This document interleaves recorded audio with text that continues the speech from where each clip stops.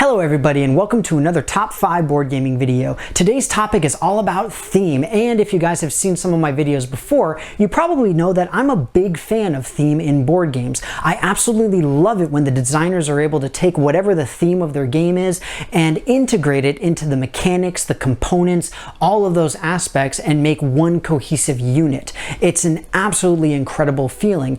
Now you'll see it where you've got, a sci-fi game or whatever it happens to be. But what I'm talking about here is something that really integrates with an idea, a concept, and it just works on a lot of different levels. So with that, I hope you guys enjoy this video. I know I'm excited to do it. We're going to start right off with my number 5. At number 5, I've got The Networks. This is a very unique game that is actually about TV stations. The whole point of this is that you're picking TV shows to run, commercials to run alongside them, and then at the end of every season, you're making a decision of whether you're going to drop a show, if you're going to bring in a new one, if you're going to send it to the late night reruns, all of that kind of stuff. And it's kind of cool, and it does it in a really fun and humorous way. You have a lot of like the in-jokes where you're broadcasting static, and you have goofy commercials, you have stereotypical action stuff, all of that kind of thing. The strategy is really there as well in terms of what you pick when you pick it and how well it does year by year and all of that kind of thing. It's really surprisingly well done and a ton of fun. The Networks, my number 5.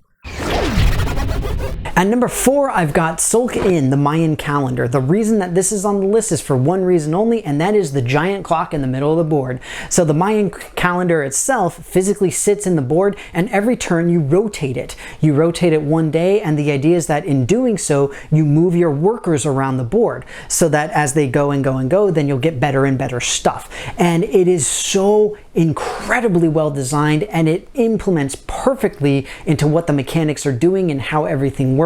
I absolutely love it. It's a wonderful worker placement, and the actual clock movement is just incredibly well done. Not to mention the expansion for this, which adds a little bit more to the game as well, but the base game, perfectly fine.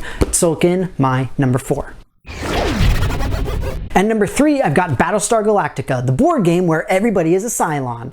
So the biggest issue with this particular game is if you're not familiar with the TV show, then the theme probably won't hit home as well. But the way that they implement the idea of the Cylons and the treachery system, as well as just trying to maintain yourselves in this co-op setting, is very well done. And honestly, it really is reminiscent of what goes on, at least in the modernized version of the TV show. And I absolutely love it. I love that you're, trying to work through it, and sometimes you might be a Cylon but not even be aware of it because you get a secondary loyalty card and all of this kind of stuff. They do it so well. It is so well designed. I absolutely love it. Battlestar Galactica, my number 3. At number 2, I've got Stuffed Fables. This game is on the list for one reason and one reason only, and that is the adventure book. This is a book that consists of not only the instructions for every scenario that you're doing, but it also acts as the tactical map that you'll be moving around on. And the idea of the game is that you are playing as stuffed animals who are protecting their person from all of the things that go bump in the night. And the fact is, they present it as a storybook.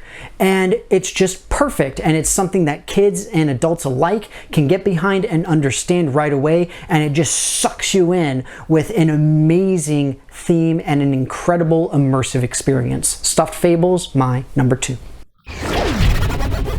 At number 1, I've got Wingspan. So the reason that this game is on the list as well as so high is because I'm a scientist and I am severely biased.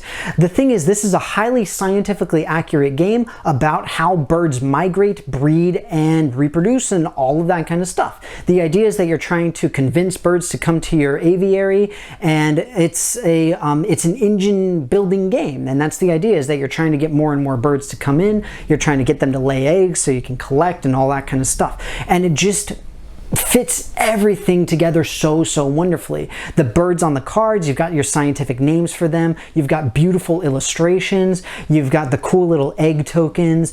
It just works on so many levels. It's an absolutely incredibly well done game with a wonderful theme. Wingspan, my number 1. Well, everybody, that's going to be it for me. I hope that you enjoyed this video on my 5 favorite thematic games. So again, I love these for doing a great job of integrating the idea of the theme in with the components and the mechanics of the game, and just making something that's cohesive and works really well as an immersive experience.